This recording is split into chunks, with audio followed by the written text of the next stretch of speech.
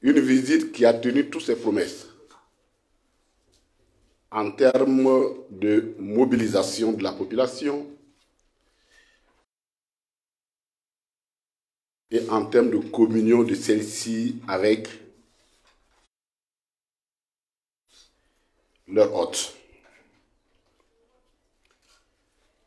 Mais avant de revenir sur cette visite, qui manifestement trouble la tranquillité de certains esprits,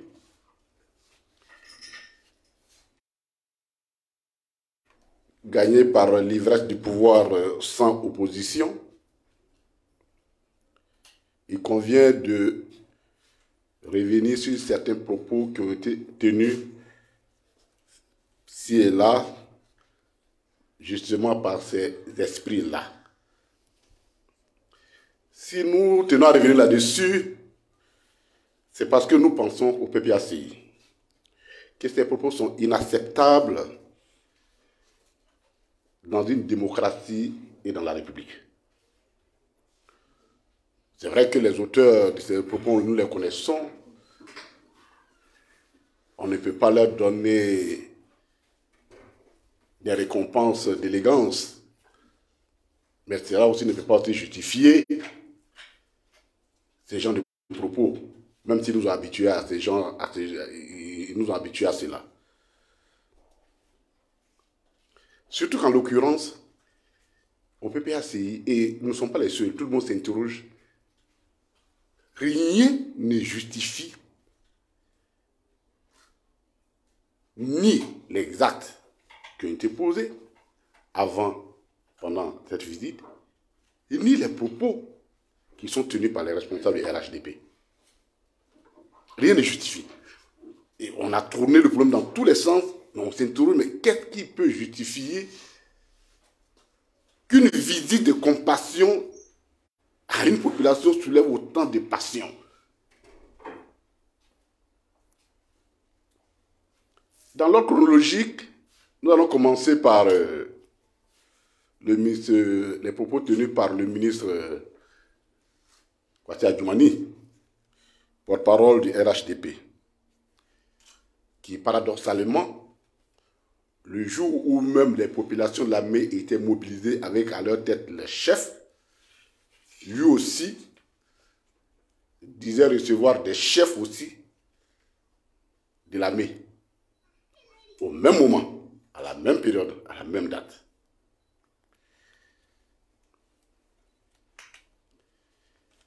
Alors, devant ces invités, le porte-parole de RHDP s'est félicité que ses chefs à lui, de la région de l'armée, aient refusé de participer à l'accueil du président Laurent Gbagbo pour soutenir le Premier ministre Patrick Achi, leur fils. Alors, il les a couronnés de tous les lauriers de ces chefs-là, parce que pour lui, ce qu'ils ont fait, c'est bien. Ils n'ont pas lâché leurs frères. Et donc, il leur dit merci. Et il demande d'appuyer au maximum le Premier ministre Patrick Achi, parce que c'est grâce à lui on a construit un CHR là-bas. C'est grâce à lui il y a des infrastructures routières. Il faut l'appuyer. Ainsi de suite, ainsi de suite. Et qu'en plus, les Dachis n'ont pas voté pour lui. Mais malgré ça, ils construisent leur village. Ils nomment Patrick Achi comme Premier ministre. Je ne sais pas si vous vous rendez compte du caractère dangereux de ces propos pour une république. Il faut bien qu'on explique à certaines personnes ce que c'est que la République. La République, là, elle a été conçue. C'est un concept grec.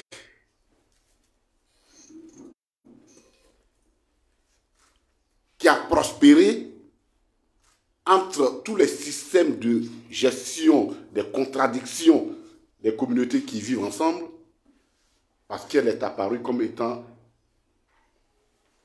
pas la parfaite à 100%, mais la moindre par à comparer aux autres systèmes qui avaient lieu jusqu'ici.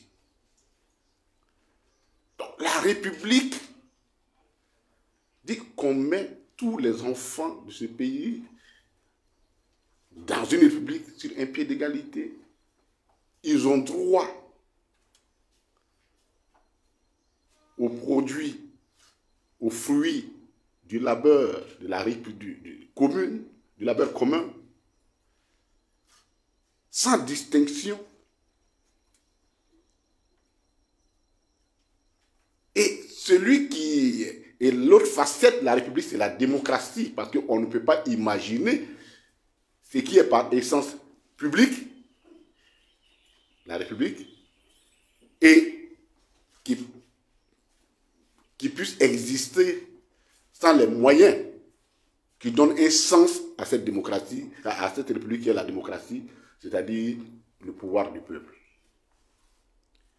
Si la forme de l'État est république, c'est l'instrument qui lui donne un sens, c'est la démocratie. C'est la démocratie.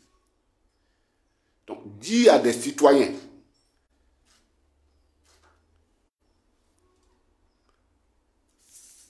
se féliciter de ce que les citoyens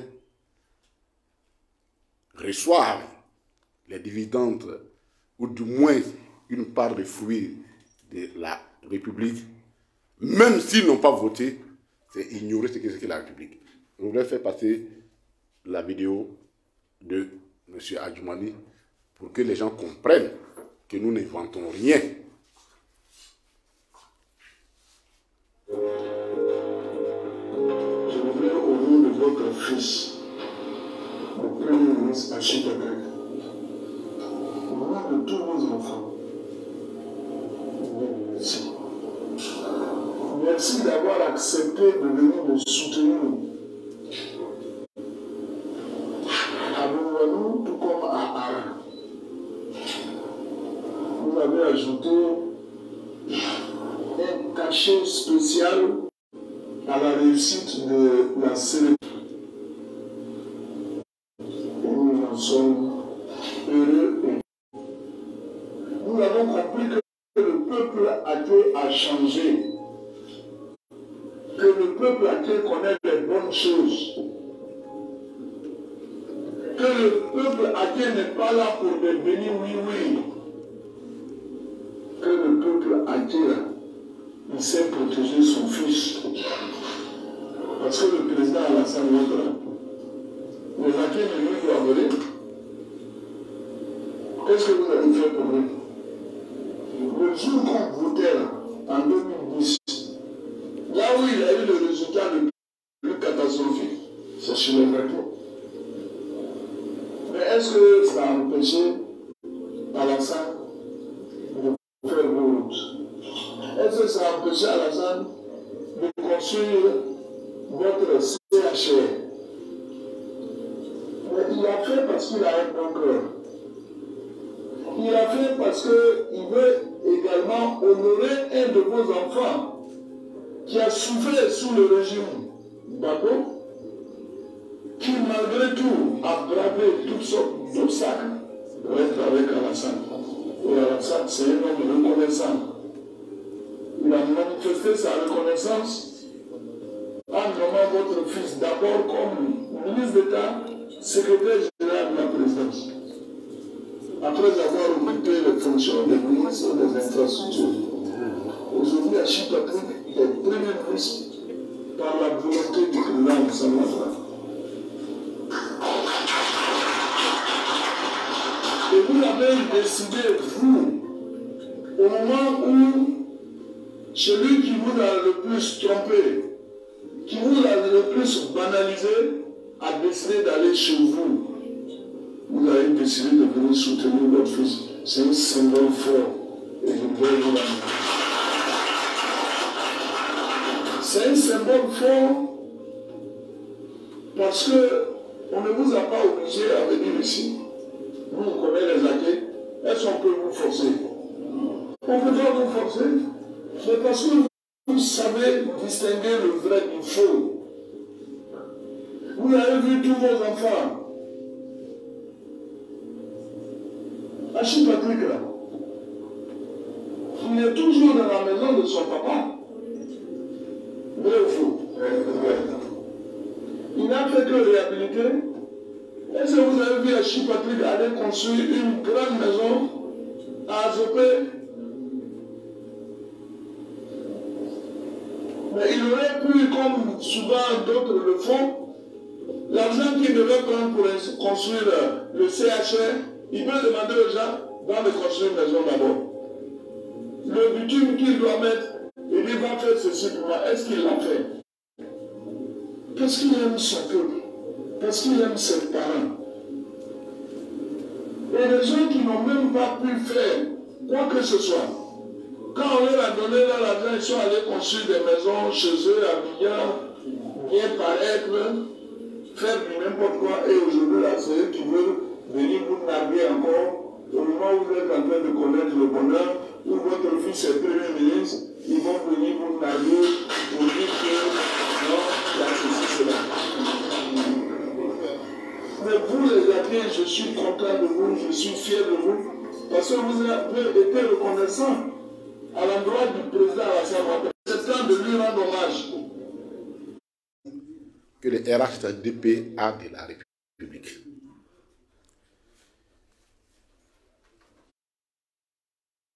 Mais au-delà de tout, bon, on connaît bien l'homme avec ses anecdotes. Toute sa vie est faite d'anecdotes, on ne peut pas passer notre temps à répondre. Mais au-delà de tout,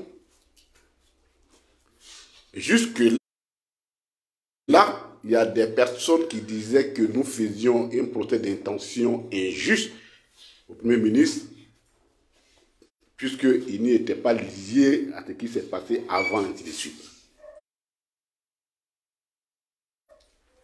Sauf qu'aujourd'hui, après avoir écouté Patrick Adjoumani, est-ce qu'il y a un seul esprit normal qui peut soutenir ce genre d'arguments? Donc c'est Patrick Hachi qui a tout organisé. C'est l'aveu, le premier aveu.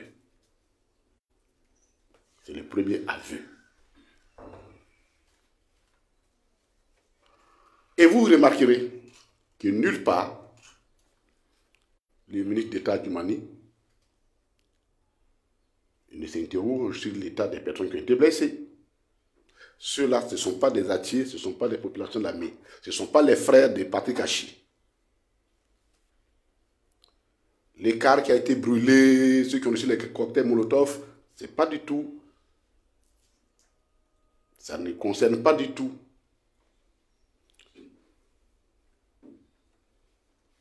Ce sont des propos méprisants à l'endroit de la démocratie.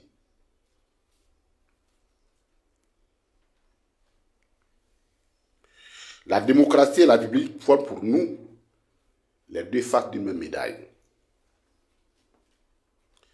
qui répudie de sa compréhension toute allusion à une légitimité politique tirée de la consanguinité. C'est-à-dire qu'on ne peut pas s'asseoir dans la République pour dire, comme c'est mon frère, je sais bien. Mais c'est ça qui nous a envoyé le problème en Côte d'Ivoire ici. Cette consanguinité, ce pouvoir clanique sur la base de la consanguinité, de la fraternité.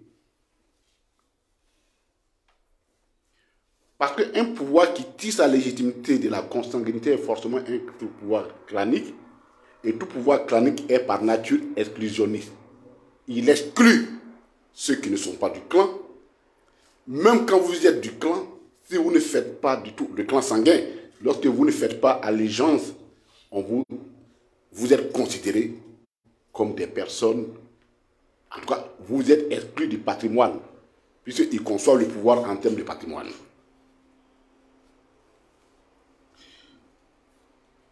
Empêcher l'accès d'une partie du territoire national à un citoyen sur l'unique fondement de sa non-appartenance à cette région est fondamentalement anachronique dans une république et dans un système démocratique, surtout au XXIe siècle.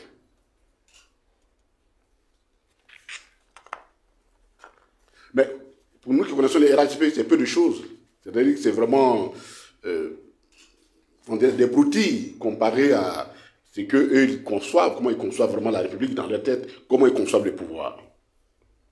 Parce qu'eux, ils ont transformé le pouvoir en patrimoine, dont l'usufruit ne doit profiter qu'aux seuls membres du clan, et alors à ceux qui auraient, ou alors à ceux qui auraient fait amende honorable auprès de l'administrateur du patrimoine afin de bénéficier de sa magnanimité. C'est exactement ce que Adjumani vient de dire. Donc c'est comme ça qu'ils comprennent la République. Pour que vous bénéficiez, continuez de bénéficier des fruits de la République, soutenez Patrick Hachi. Rien que lui et lui seul.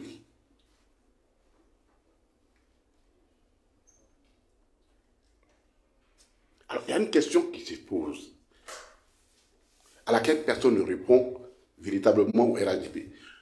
En quoi la visite du président Laurent Gbagbo à la met-elle en péril le poste de Premier ministre de Patrick Hachi? C'est cette question-là. Nous attendons que le RHDP nous explique. En quoi le fait que le président Laurent Gbagbo aille saluer des populations de la met-elle en péril le poste de Premier ministre qu'il occupe? Cette question, personne ne nous donne une réponse. Mais pour nous, la question est d'autant pertinente que le Premier ministre Patrick Hachi, qu'on présente aujourd'hui comme ayant souffert sous le régime du président Laurent Gbagbo, est resté 10 ans son ministre. Et à la différence d'Adjumani, qui a eu accès au gouvernement grâce aux effets de la rébellion, le Premier ministre Patrick Hachi est rentré au gouvernement, dès le premier gouvernement, par la seule volonté du président Laurent Gbagbo, qui en avait fait même son porte-parole, alors qu'il n'était même pas membre de son parti politique.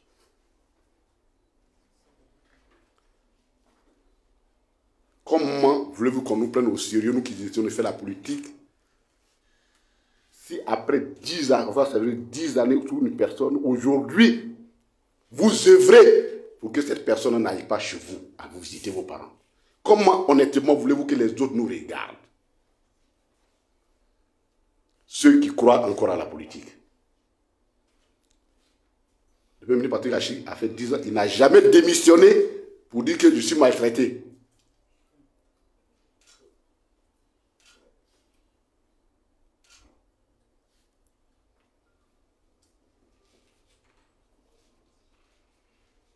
Mais c'est comme ça dans le monde des mutants, des clivants. Parce que qu'un clivant ou un mutant quitte un tuteur, une forme vers une autre forme, donc vers un autre tuteur, il est obligé de faire acte d'allégeance fort pour pouvoir ne serait-ce que continuer de bénéficier de l'attention de nouveaux maîtres.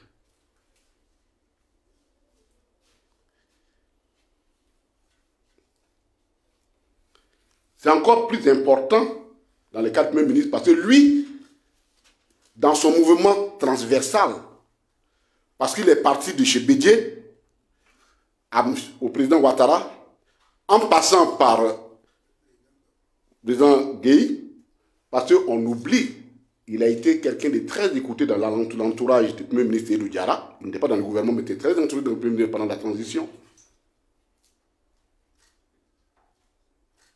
Arrivé au président Gbagbo,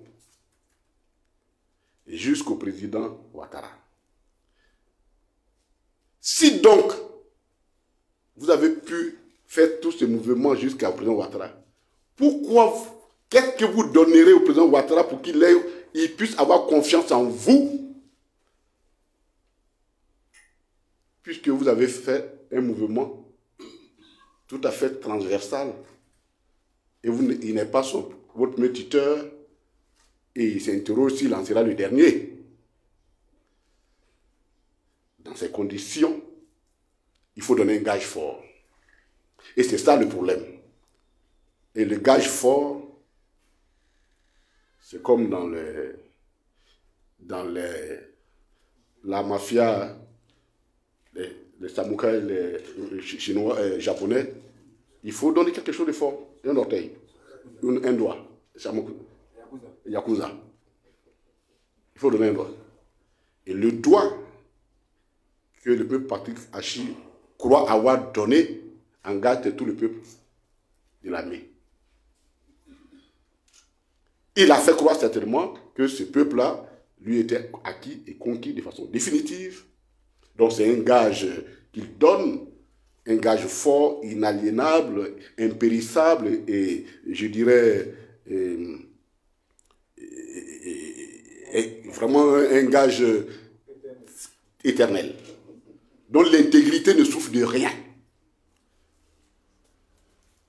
Il se trouve donc qu'avec la mobilisation qu'il voyait venir, qu'il a vue, il se rend compte que son tuteur, il se rend compte que le gage qu'il avait donné, le bien qu'il a donné en gage pour situer son alliance n'est pas aussi intègre, ne lui est pas totalement acquis et qu'il n'en est pas le dépositaire absolu, comme il a dû le faire comprendre. Voilà le centre de tout ce qui se passe.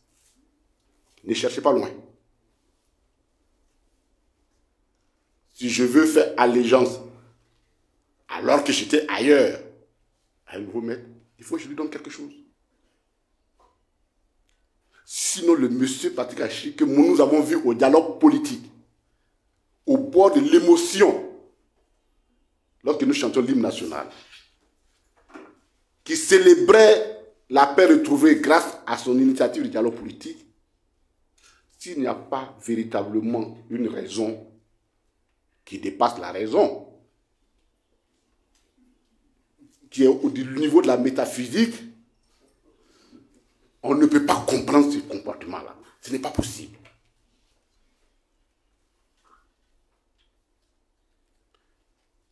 Surtout que, en plus,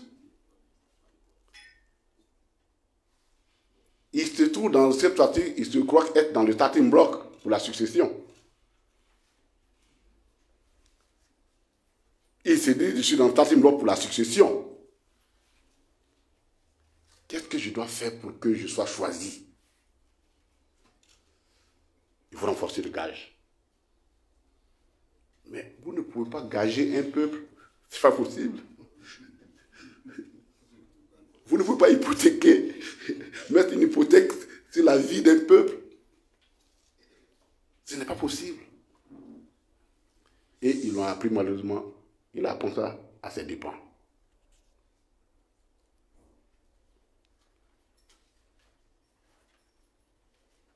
Donc, le peuple haïtien n'est pas du tout le bien absolu, total d'une personne, fut-elle Premier ministre. C'est un peuple libre.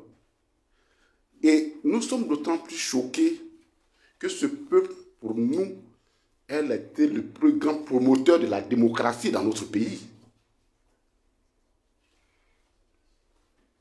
En 90, tout le monde priait Dieu, nos adversaires, que les quelques élus qu'on nous reste soient gagnants de maman, un point trait. Je ne sais pas si des noms. Et c'est un peuple, c'est constant en eux. C'est le côté qui connaît l'histoire, et ça, c'est constant en eux. Juste un exemple. Le doyen, l'avocat Camille, Adam Camille, mais Adam Camille, de son âge, le 18 février 92, quand il est président, il allait reprendre sa robe.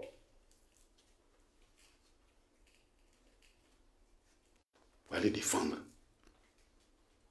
Alors qu'il était déjà à un âge très avancé. Il allait reprendre sa robe, la ressécouer, pour la porter pour venir défendre la démocratie.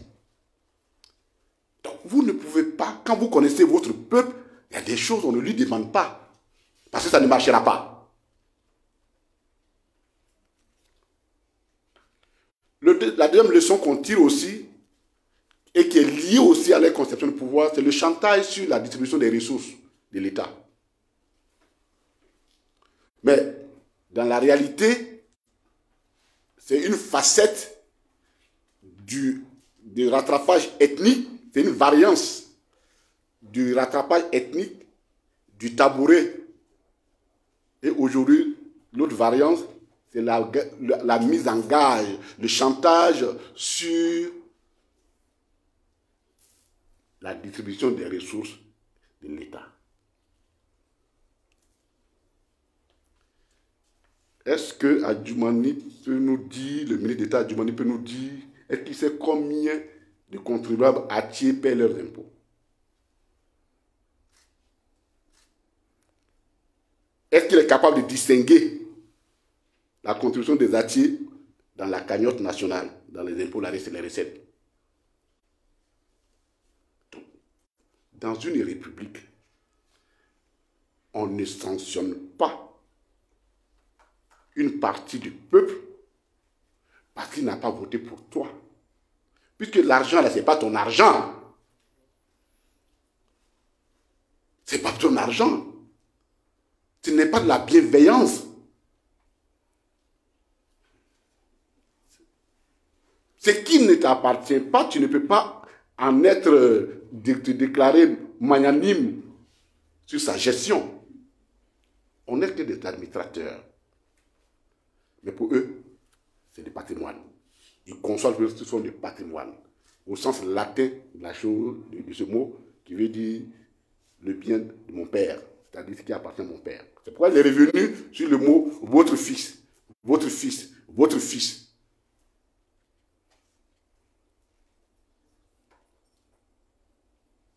Ça n'a aucun sens. Comme vous ne m'avez pas voté, je ne m'occupe pas de vous. Si je dois m'occuper de vous, il faut que vous veniez me faire allégeance totale et exclusive. Personne d'autre que moi ne doit pouvoir passer dans votre région. On ne peut pas accepter ça dans une république. Nous, ce combat-là, je voudrais insister, ce n'est pas un combat de PPACI. Même au sein des RHDP, il faut que des esprits se lèvent pour dire on ne peut pas accepter ça. On ne peut pas accepter ça. Voyez-vous, quand il y a des élections en France, et que très souvent, l'extrême droite arrive au second tour, mais au nom, les gens regardent et disent, écoutez, on n'est pas d'accord avec certainement celui qui est là, en face de l'extrême droite. Mais l'image que nous voulons donner de la France, les fondements de la République, veut que nous fassions table rase sur nos différences pour sauver la République. Nous appelons aux gens de RHDP qu'ils puissent dénoncer eux à leur niveau. Parce que moi, là, je suis l'état Kanyakara, le vice-président de la République, là, il est l'état civil, il est de chez moi. Mais si les atiers interdisent à le président Laurent Gbagbo d'aller à, comment on appelle, à Zopé, parce que cela compromettrait son avenir politique s'il a des visées. Mais moi, je peux demander aussi, à partir d'Achette n'est pas venu, je ne sais pas RHDP, à Katola là-bas, parce que si on reste dans leur logique, le vice-président, c'est mon frère. Je veux aussi qu'il devienne président.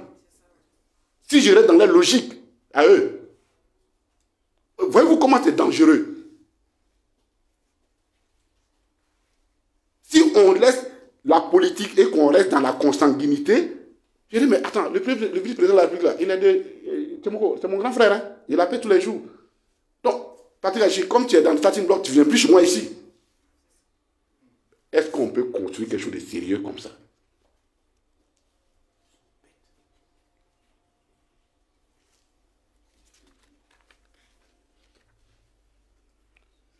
Et pourtant, le président Laurent Gbagbo leur a donné, pendant sa gouvernance, des exemples à suffisance de ce qu'on conçoit la République. Et l'exemple, c'est comment, pendant la crise, alors que le pays était divisé, et qu'il avait une zone CNO sur laquelle il n'avait aucun contrôle, si le président Laurent Gbagbo avait une conception de la République comme eux l'ont, mais il avait tous les moyens d'affamer tous les parents.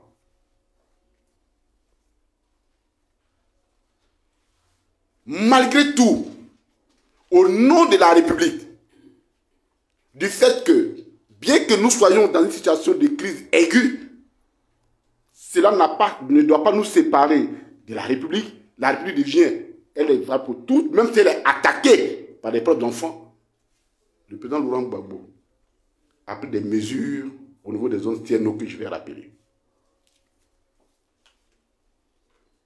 De 2002, depuis l'ouverture de la crise, jusqu'en 2007, toute les factures, les arrêts des factures de courant et d'eau, d'électricité et d'eau, de ces hommes ont été pris en charge par l'État de Côte d'Ivoire au nom de la République. Les producteurs de coton qui avaient des problèmes énormes, à qui on a payé des sommes et on leur donne des bouts de papier sans argent, et qui avaient du mal à retrouver des intrants, ont été payés. Tout le gouvernement, le président a pris des mesures pour les soulager. Alors qu'il était d'une partie sur laquelle il n'exerçait plus l'autorité. Mais il se souvenait du mandat qu'il a reçu du peuple en 2000 et qu'il l'oblige à se mettre à équidistance des intérêts de tout le monde, au nom de la République. Nos parents retraités là-bas, ils traversaient pour venir prendre leur... Parce qu'il n'y a plus de trésor là-bas, pour venir prendre leur pension de retraite. Et jamais, le président Laurent Gbagbo n'a dit, comme vous êtes de là-bas, et que vous êtes levé, on vous donne les preuves que vous êtes levé contre moi, on ne vous paie pas votre pension. Au nom de la République, il a fait. En 2010, ça je suis témoin oculaire, lorsque nous devions payer les salaires, nous avions la possibilité de distinguer ceux qui émargeaient, qui étaient au Golfe. Le président Laurent Gbagbo nous a donné, il a été clair, ferme, net. Vous payez tous les fonctionnaires sans distinction, parce que c'est l'argent de la République. Si vous n'avez pas compris ça, le monsieur, il est encore vivant, venez apprendre auprès de lui. C'est plus facile. C'est plus facile.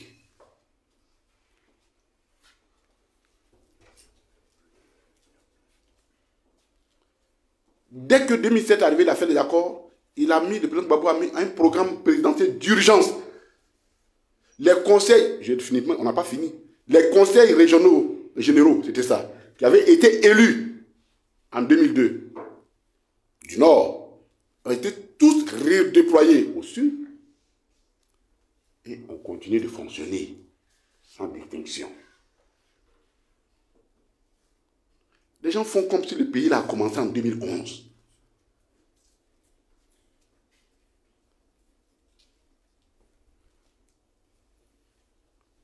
Tout ceci, le président Laurent Gbagbo l'a fait au nom de la République. Le second discours que nous allons écouter, il est d'un autre ministre d'État. Il va falloir que le président... Je vais demander au président Ouattara de bien regarder ses ministres d'État. Parce qu'apparemment... Cité Bakongo. On peut l'écouter. C'est comment il est arrivé, c'est comment il est parti, c'est comment il est arrivé. Bon, si nous étions là pour lui faire, pour nous frayer, c'est certainement pas maintenant qu'il s'est arrivé. On ne lui aurait pas interdit d'arriver dans son pays parce que c'est son pays. C'est lui-même qui aurait décidé de ne pas venir si nous étions ici. Pour lui faire peur. Pour le reste, il devrait plutôt dire merci au président Alassane Ouattara pour tout ce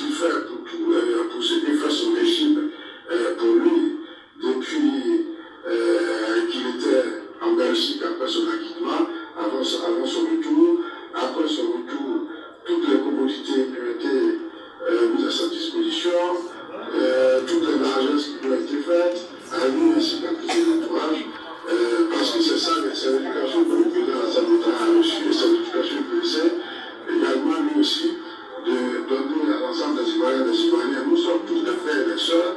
La politique, ce n'est pas la guerre, donc il n'y a pas lieu de s'effrayer ou de se faire peur. Voilà, et il s'agit tout simplement d'améliorer les conditions de vie et de travail des populations ivoiriennes, et puis c'est tout. On n'a pas à se faire peur, on n'a pas à avoir peur, et on a tout simplement à faire ce que chacun a à faire. Il est dans l'opposition. Bon, je pense, pour l'ancien président qui est, son discours devait être plutôt un discours de rassemblement, un discours de cohésion, un discours de paix, après ce que le pays a traversé. Je ne veux pas croire qu'il n'a rien appris ni rien oublié, je ne veux pas le croire. Je veux croire quand même qu'il a pu tirer quelques enseignements donc, de la situation qu'il a vécu personnellement, mais que le pays a vécu aussi, de sorte à ce que son discours soit un peu domestiqué et apprivoisé.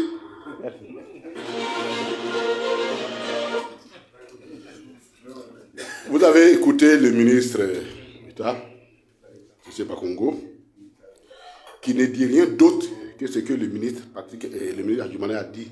C'est la conception du pouvoir, de la démocratie et de la République. Pour eux, dans un pays, dans leur conception du pouvoir, tout relève de la magnanimité du président. Même ce qui ressort de la loi et qui relève de la loi. Alors je voudrais dire à M. le ministre d'État, M. Bakongo, que tout ce que le président Laurent Gbagbo a eu relève de la loi qu'il a fait voter en 2005 et qui fait que, alors qu'on avait tous la coalition qui était organisée contre lui, l'actuel chef de l'État en a profité au nom de la République et de la loi. Donc ce n'est pas une faveur et on ne peut pas nous effrayer avec ça. Je voudrais qu'on retienne qu'on ne peut pas nous effrayer avec ça. Parce qu'il s'agit d'une loi. Et leur conception de la démocratie de la République vraiment heurte notre conscience. Venez dire merci à quelqu'un parce qu'il a appliqué la loi. C'est exactement ce que Adjumani demande aux populations Atié, Gwa et Agni. Donc, il conceptualise une forme de démocratie et de la République. Mais ici, ce sont les fins, les derniers mots de fin. Vous savez, les mots ont leur sens. Non seulement dans leur conception de la République,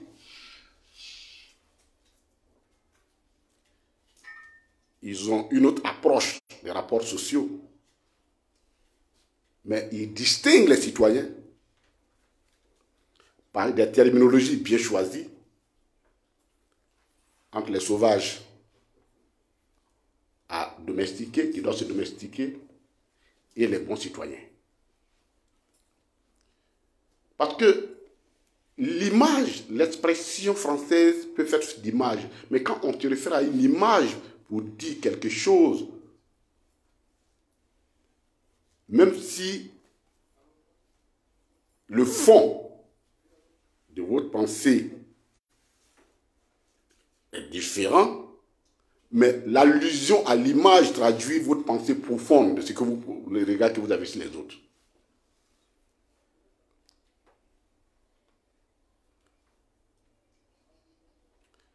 Pour eux, le président Laurent Gbagbo doit domestiquer son discours.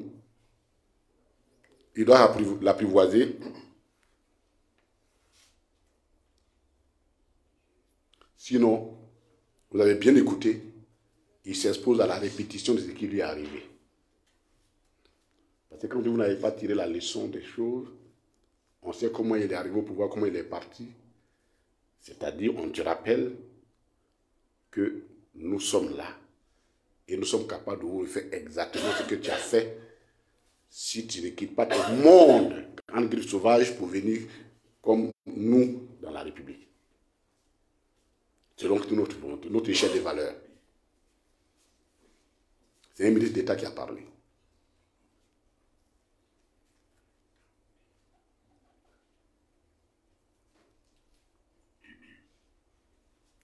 Or, nous voulons rappeler au ministre d'État que le président Laurent Gbagbo a gagné les élections en 2010 et que seulement quelques jours après, dès le 8 janvier, il a prêté serment le 26 octobre, le 24 octobre, son premier gouvernement le 26, dès le 8 janvier, il a commencé à être attaqué par une coalition internationale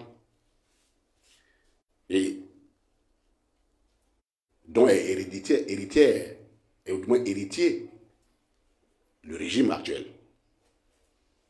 Et quand nous le disons, ce n'est plus une vérité des probabos. C'est ce qui est écrit à la CPI, qui a dit ceci, les juges de la CPI ont dit ceci. Depuis que le président Laurent Gbagbo a été élu président, tout a été mis en œuvre pour empêcher qu'il puisse travailler correctement pour répondre au mandat qu'il a été mis. Ce sont des juges de la CPI. Ça ne devient plus une vérité partisane, elle devient une vérité historique et universelle.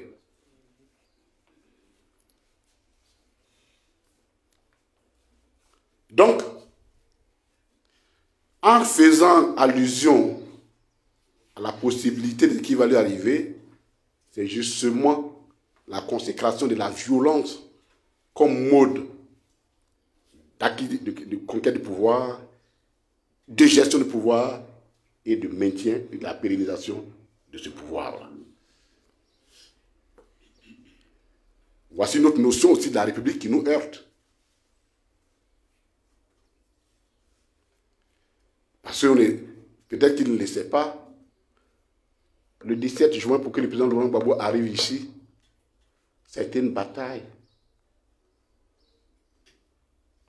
C'était une grande bataille.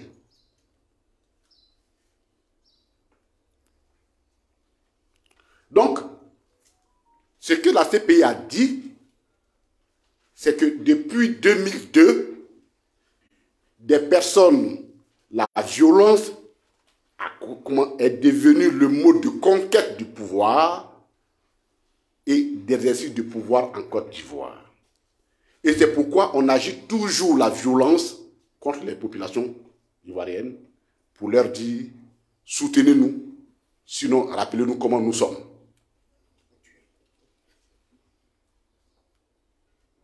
Rappelez-nous comment nous sommes.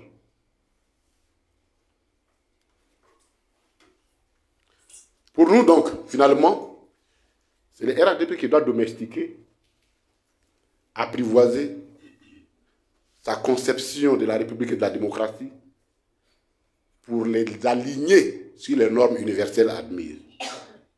Et dans ces normes, l'interdiction de l'accès à un territoire n'est pas acceptable.